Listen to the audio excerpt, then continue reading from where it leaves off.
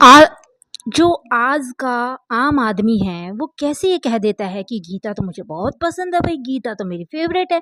गीता हर उस चीज का विरोध करती है, उसके अगेंस्ट है जो हमें पसंद है।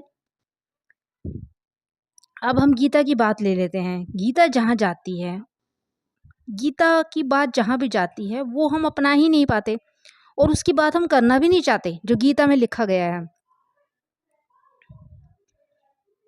कोई वो बात करना ही नहीं चाहता जो गीता में लिखी गई है। भीतर से असंतुष्ट, उसकी हम बात करना ही नहीं चाहते। जो भीतर से एक है जो असंतुष्ट है, उसे सब कुछ मिल जा रहा है, पैसा, गाड़ी, नौकरी, सब कुछ मिल जा रहा है, फिर भी वो असंतुष्ट है, तो उसकी बात की जाती है गीता में। और आम आदमी उसकी बात करना ही नहीं चाहता। बोरिंग विषय हो गया ना तब, तो इसलिए करना ही नहीं चाहता।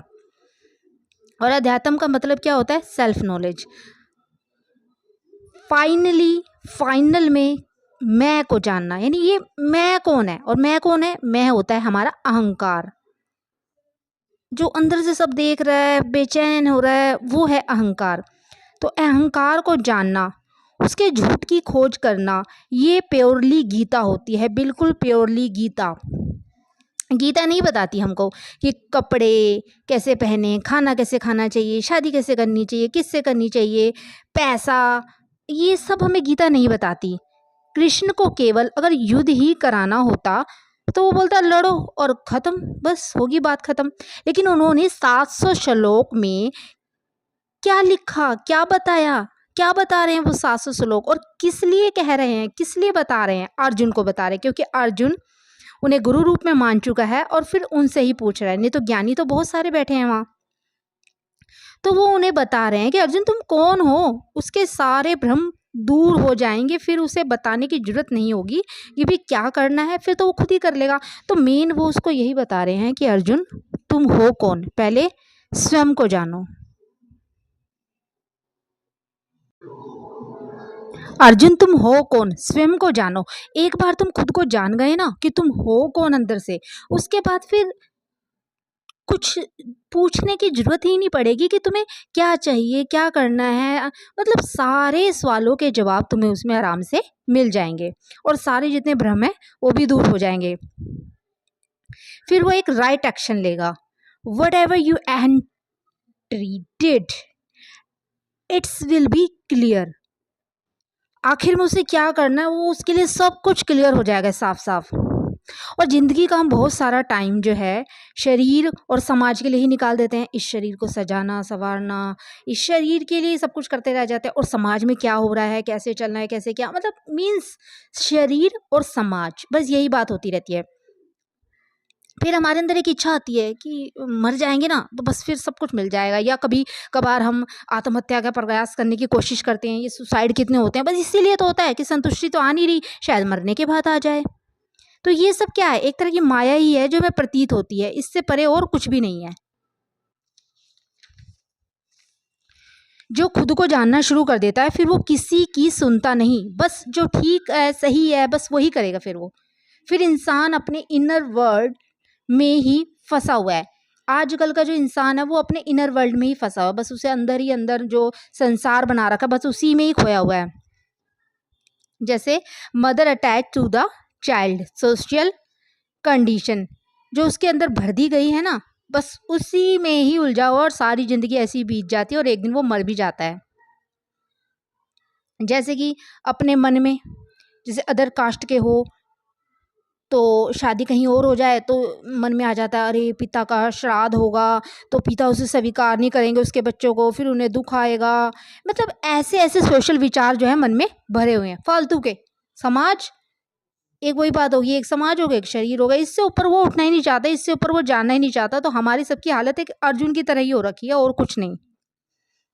ये सब उसे डराते रहते हैं इंसान को।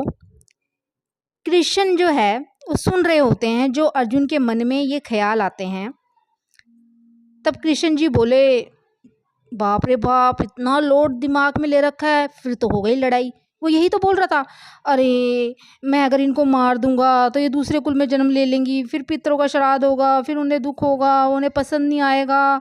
ऐसे मतलब वो पता नहीं क्या क्या क्या क्या क्या क्या सोचने में लगा है। वही आम स्थिति जो उसकी थी ना अर्जुन की, वही हम आम इंसानों की भी सबकी हो रखी है। हम भी यही सोचते रहते हैं छोटी छोटी बातों पे, अरे अगर दूसरे कुल की आ गई तो ये हो जाएगा, कुल की बदनामी हो जाएगी, अलाना फलाना, मतलब बस इसी में उलझे हुए हैं। यही हमारी स्थिति हो रखी है। तो कृष्ण जी बस उसे यही समझा रहे हैं अर्जुन को कि अर्जुन तुम अंदर से खुद को जानो, तुम कौन हो क्या हो, ये फालतू की माया जाल में मत फंसो। बस वो यही कह रहे हैं, तुम अगर खुद को अंदर से एक बार जान के तुम्हें आत्मज्ञान हो गया तो फिर तुम्हें कोई भी डिसीजन लेने में परेशानी नहीं होगी।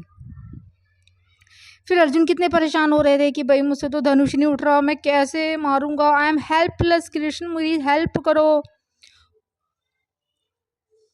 जिंदगी की लड़ाई फिर वो लड़ ही नहीं पाएगा जब तक फिजिकल और मेंटल दबाव से जूझ रहे होंगे हम, तो हम कहाँ से एक अच्छा जीवन जी पाएंगे।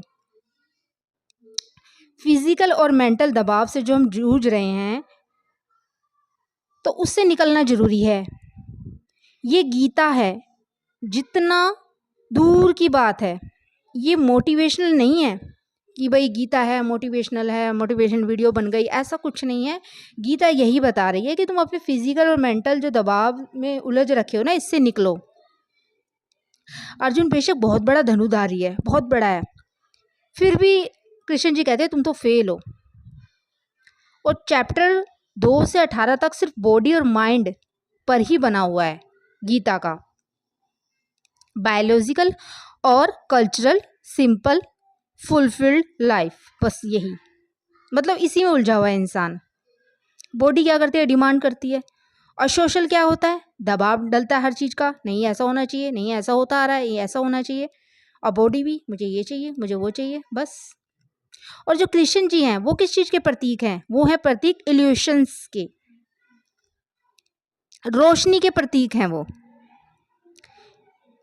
इसमें बहुत ज़्यादा ज़रूरी है हमारी संगति। तो अगर हम रोशनी के पास रहेंगे तो हमें अपने आप ही सब कुछ दिखने लग जाएगा कि कहाँ गलत है, कहाँ झूठ है, कहाँ गंदा पड़ा है, कहाँ हमें संभल के चलना है। तो मेन है कृष्ण जी। कृष्ण जी है रोशनी का प्रतीक। बड़े से बड़ा विद्वान है वहाँ पर, जब अर्जुन जी परेशान हो रहे तो बड़ा सा बड़ा विद्वान है, तो इनके पास क्यों नहीं जा रहे वो?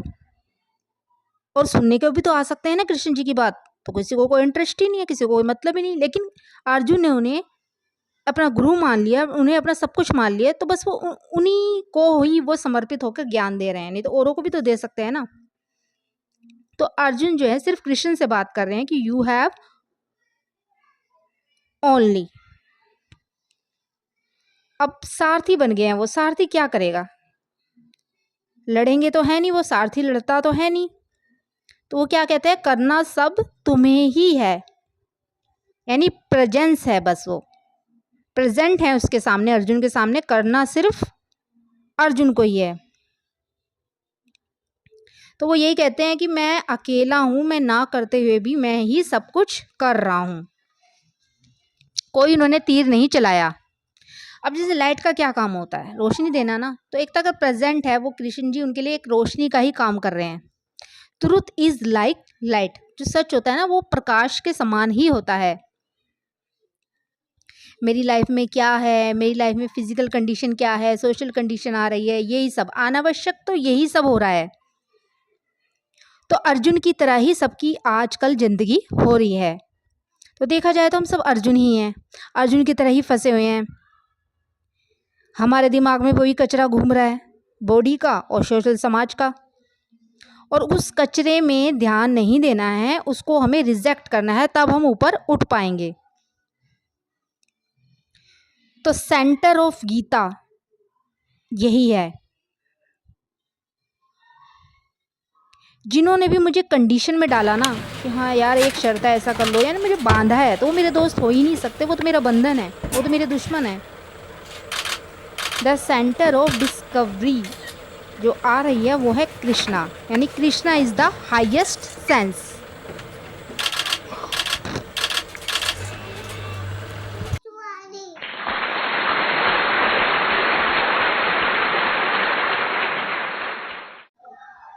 तो कृष्ण जी यही कह रहे हैं कि हमें रिजेक्ट करना है, सब ऑल नोन सेंस को हमें रिजेक्ट करना है। जैसे कि 16, 18, 20, 30, 25 ये जो एज होती है, ये क्या होती है? ये बच्चों की तो एज होती है। और इस उम्र में अगर लड़का लड़की कितने होशियार हो जाएंगे? कोई होशियार नहीं होते, ज़्यादा होशियार तो होते ही नहीं, है ना? तो उनको अगर हम पेरेंट्स बना दें, उनकी शादी कर दें, ठीक है, और फिर हम कहें कि जो माँ बाप होते हैं वो तो भगवान का रूप होते हैं, यही बोल दें, तो क्या हम भगवान बन जाएंगे? बस इसलिए क्योंकि ये लाइन बोली हुई है, पुराने टाइम से चलती आ रही है, बस हम भगवान हो गए बच्चों के? हम खुद तो अभी बच्चे हैं और हम भगवान कहलाएंगे। अब बच्चे की क्या गलती है? बच्चा तो छोटा है, वो तो डिपेंडेड ही है, तो हम उसको एक तरह का बंधन ही तो दे रहे हैं। पहले खुद तो बड़े हो जाएं। तो जंग हमारे भीतर ही चल रही है, तो सरेंडर भी कर सकते हैं हम और उसका विरोध भी कर सकते हैं। बाहर तो हम खूब लड़ते हैं, जरा सी कोई हमारे आगे निकल गया तो ले भाई लड़ना धरना शुरू, जरा सा कोई जातिवादी बात हो गई तो लो भाई लड़ाई शुरू, गाली गलौज शुरू, लाठी चार्ज शुरू, सब कुछ। लेकिन भीतर हम सरेंडर करते रहते हैं, क्यों? जब हमें पता चल रहा है कि ये गलत है तो हम भीतर चुपचाप क्यों सहते हैं? तो सबसे बड़ी लड़ाई तो भीतर ही होनी चाहिए ना, सबसे बड़ा जो तुम्हारी जीत होनी चाहिए वो तो भीतर ही होनी चाहिए। तुम बाहर की ये छोटी मोटी जो लड़ाइयाँ होती है, फालतू के झगड़े, इनमें फंसे हुए हो। ले भाई तूने मुझे एक कैसे बोल दिया, मैं तो 4 सुनाऊंगा। अरे ये तो छोटी मोटी लड़ाइयाँ, बाहर तो ये छोटे मोटे दुश्मन है, इनसे क्यों लड़ रहे हो? तुम्हारे पास एक ही है रिवॉल्वर, एक ही गोली है, उसमें ज़्यादा नहीं है, तो उसको अपने अंदर के लिए रखो। अंदर से जीत गए तो बाहर तो तुम ऑटोमेटिकली जीत ही गए।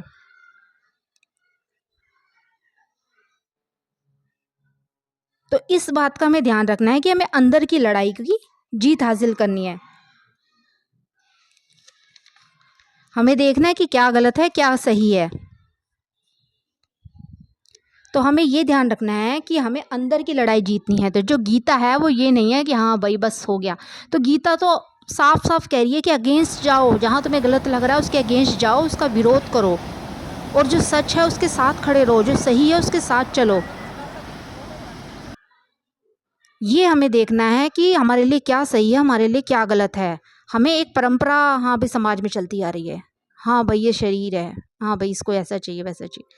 हमें हर चीज़ देखनी है, जो गलत है वो गलत है, उसका विरोध करना है। समाज में जो गलत लग रहा है वो गलत है, उसका विरोध करना है, उसको सपोर्ट नहीं करना। गीता यही कह रही है, लाइट में आओ, प्रकाश में आओ। कृष्ण जी प्रतीक हैं प्रकाश के, रोशनी के, उसको हमेशा अपने साथ अंदर रखना है हमको, कि हमारे लिए हमारा कृष्ण पहले है, फिर समाज, फिर ये शरीर। आशा करती हूँ कि आपको समझ आया होगा। धन्यवाद।